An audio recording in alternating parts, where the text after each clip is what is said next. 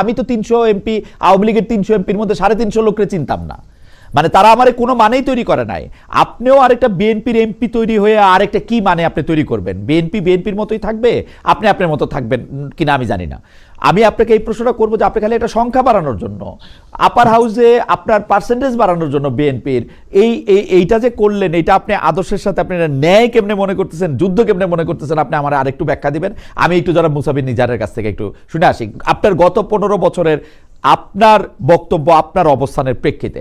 আমি জনাব মুসা বিন ইজার আপনার কাছে একটু জানতে চাই, জনাব মুসা বিন ইজার, অন্য সব কিছু যদি আপনি বাদ দেন, আমি জোট সম্পর্কে আরেকটা প্রশ্ন আপনাকে করতে চাই। জামায়াতে ইসলামী যে অনেক দল মত জামায়াতে ইসলামীতে এসে যুক্ত হচ্ছে 8টা 9টা, মানে জামায়াতে ইসলামী বাদ দিলেও আরো বাকি যে দলগুলো আছে, ধরেন আমার এই মুহূর্তে এনসিপির কথা মনে হইতেছে, আপনি কি মনে করেন এই যে জোটের দলগুলির কি একই আদর্শে থাকা দরকার, নাকি তারা একটা নির্বাচনী জোট, ভাই আমরা 5 জন 5 জায়গা থেকে আইসে 5টি ফুল বা 5টি ফুলকপি 5টা জায়গা থেকে আইসে শুধু একটা তোড়া হয়েছে, আর কোনো কিছু হই নাই? এটা কি হয়? এটা কি প্র্যাকটিক্যালি সম্ভব? মানে আমাকে যদি আপনি একটু পরিষ্কার করেন, যেমন ধরেন জামায়াতে ইসলামীটা আপনি পরিষ্কার করছেন, আপনি বলছেন ইমান আর আকীদার কিছু কিছু জিনিস ছাড়া, মুরব্বীদের কিছু কিছু পয়েন্ট তোলা ছাড়া বাকিগুলি আপনাদের সঙ্গে ঠিক আছে, মানলাম। আরও তো 7-8টা দল আছে, সেই 7-8টা দলের সঙ্গে কি আপনার you are okay with all those দল? না, এখানে আপনি তো শুরুতেই বলেছেন যে বিষয়টা, যে এটা তো আসলে আদর্শিক কোনো ঐক্য না, শুধু একটা রাজনৈতিক না, আমি প্রশ্ন তুলছি আদর্শিক ঐক্য ছাড়া নির্বাচনী জোট হওয়া সম্ভব কিনা? হ্যাঁ, অবশ্যই সম্ভব না কেন?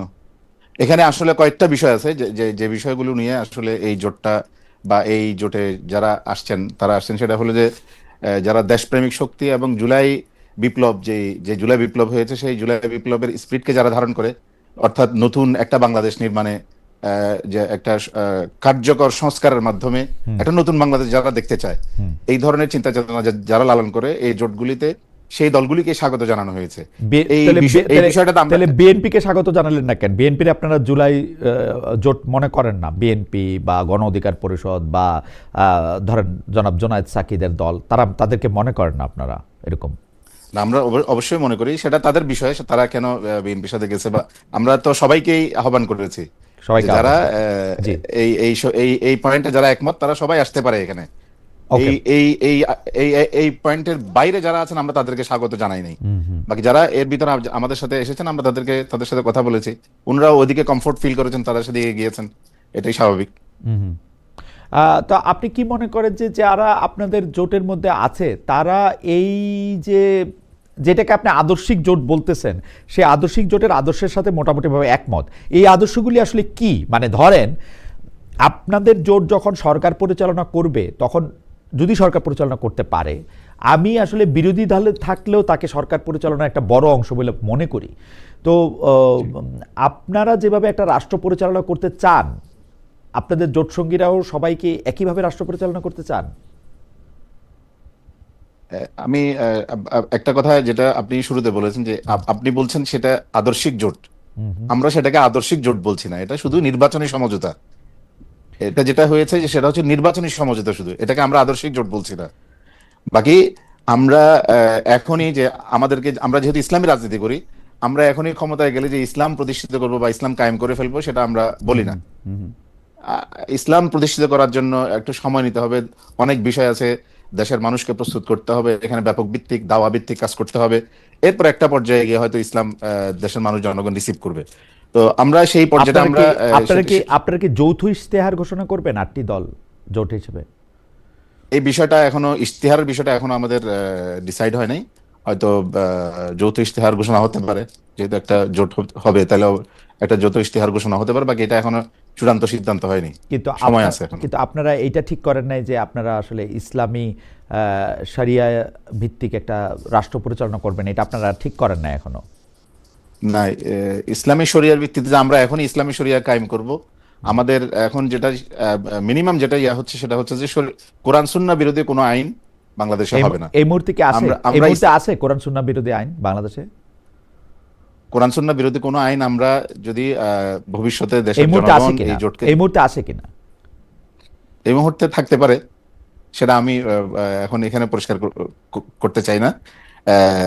আমরা যদি ক্ষমতায় মানে যাই তাহলে কোরআন সুন্নাহ বিরোধী কোনো আইন আইন থাকলে হবে না। মাওলানা ইজাহার, কোরআন সুন্নাহ বিরোধী আইন থাকলে আপনি এটা পরিষ্কার কেন করবেন না? মানে আমরা বাংলাদেশে 54 এখন বছরে আছে, কোরআন সুন্নাহ এখন আছে। বিরোধী আইন আছে কিনা?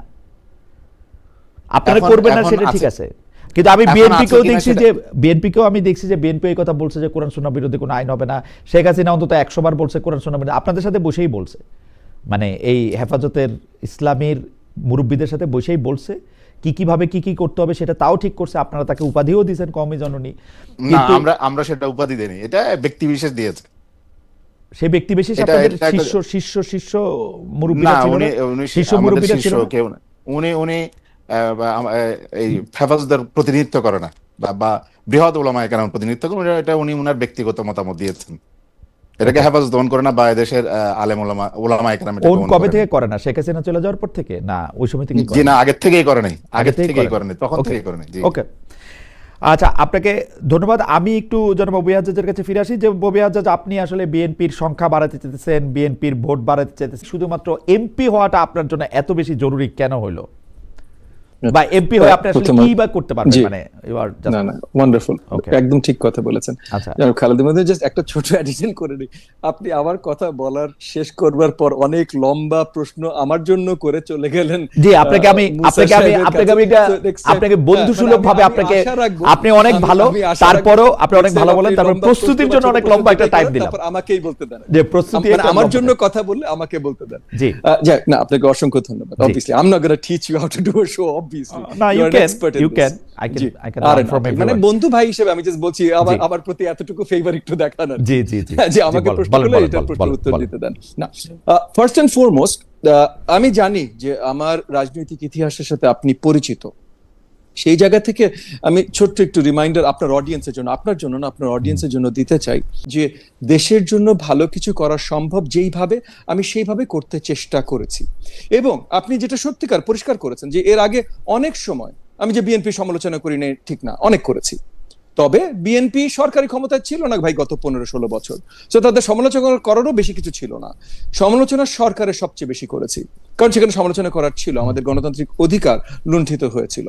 আজকে যেটা এসেছি, আপনার যদি মনে হয় বা কারো যদি মনে হয় যে একটা এমপির জন্য একটা এমপি হবার জন্য আমি লোভের চোটে চলে এসেছি, এইটাও পরিষ্কার করি যে ইতিমধ্যে এই মুহূর্তে আমরা নির্বাচন কমিশনের ডেটা সর্টিং করছি যে ঢাকা 13 আসনে অনেক ভোটার অন্য জায়গা থেকে গত 16 মাসে অন্তর্ভুক্ত করা হয়েছে, এটাও সর্টিং করছি।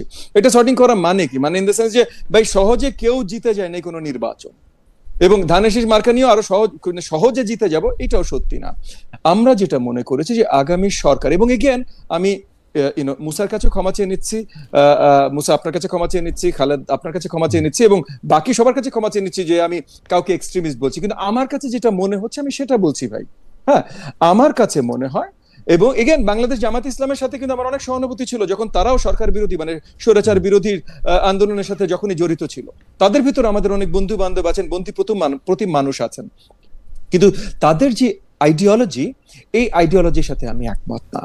একই সাথে তাদের সাথে অনেকগুলো দল আছে, অনেকগুলো দলের আইডিওলজির সাথেই আমি একমত না। এবং ওই আইডিওলজি গুলো আপনি যদি একটু খেয়াল করে থাকেন, এবং খালেদ নিশ্চয়ই আপনি দেখেছেন যে গত কয়েকদিন আফগানিস্তানের খুব পরিচিত শীর্ষস্থানীয় একজন নেতাও বাংলাদেশের পররাষ্ট্র মন্ত্রণালয়ের কোনো জানা ছাড়া, কোনো ইনফরমেশন ছাড়া উনি ঘুরে বেড়াচ্ছেন, মিটিং করছেন, এবং এটা নিয়ে জামাত ইসলামের নেতৃত্বে যে জোটটা আছে সেই জোটের একজন গুরুত্বপূর্ণ নেতা, ঢাকা 13 আসনের একজন গুরুত্বপূর্ণ নেতার সাথেও তার ছবি দেখা গেছে। এইগুলো সবই কিন্তু আমার কাছে, এগেন হতেই পারে আপনি বলবেন না কেন আফগানিস্তান বাংলাদেশ হলে কি আছে, আমার কাছে এটা আশঙ্কাজনক। আপনাকে একটু থামাই, জনাব মুসাবিন ইজাহার, আমার কোনো প্রশ্ন আপনি কি এটা আসলে ইয়া করবেন? কারণ হচ্ছে যে আমি কিন্তু মনে করি না জামাতে ইসলামী বা জামাতে ইসলামীর সাথে যে জোট আছে তাদের কেউ এক্সট্রিমিস্ট, কারণ বাংলাদেশে এক্সট্রিমিস্ট ফোর্সটা কাজ করে, এইটা আমার পক্ষে, তারা প্রকাশ্য রাজনীতি করে এইটা আমি আসলে বিশ্বাস করি না। যারা করে তারা আড়ালের রাজনীতি করে বলে আমার মনে হয়। যারা প্রকাশ্য রাজনীতি করতেছেন, আপনারা ছোট্ট একটু অ্যাড করি, অবশ্যই আমি বলিনি এক্সট্রিমিস্ট ফোর্স, আমি বলেছি আমার কাছে মনে হয় এক্সট্রিমিস্ট আইডিওলজি। Okay. এবং এটা আমি আমার ধারণা থেকে বলছি, কিন্তু আমি বলছি না সবার ধারণা এক হবে না। ওকে, এইটা just পরিষ্কার করে নিন। এটা কিন্তু একটু মালানা ইজাহার আপনি একটু বলবেন কিনা, একটু যদি ছোট করে এটা একটু রেসপেক্ট করতেন আপনি।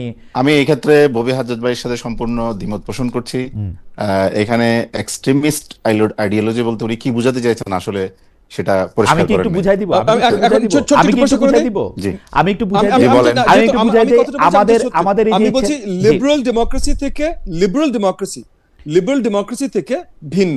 এখানে হয়তো এক্সট্রিম শব্দটা অন্য কেউ ব্যবহার করবেন, এজন্য আমি কিন্তু পরিষ্কার করেছি না, লিবারেল ডেমোক্রেসি থেকে আমি আপনাকে একটু ভিন্নতাকে আমি একটু চেষ্টা করি, কারণ এক্সট্রিম মনে করি। কারণ ববি জি। হাজত একটু একাডেমিক জায়গা থেকে হয়তো একটু বলছেন, আমি একটু সাধারণ মানুষের জায়গা থেকে বলি। আমি আপনাকে বলি, বাংলাদেশ ইসলামী ছাত্র শিবিরের মনোনীত, যেটা জামাত ইসলামী সহযোগী সংগঠন বলে আমরা জানি, তাদের পক্ষ থেকে যারা বাংলাদেশের বিশ্ববিদ্যালয়গুলি লিড করেছেন, আমরা গত এক সপ্তাহে তাদেরকে কোনো একটা সংস্থা জ্বালিয়ে দেওয়ার কথা বলতে শুনেছি প্রকাশ্যে, তারা এটা গোপনও করেন নাই।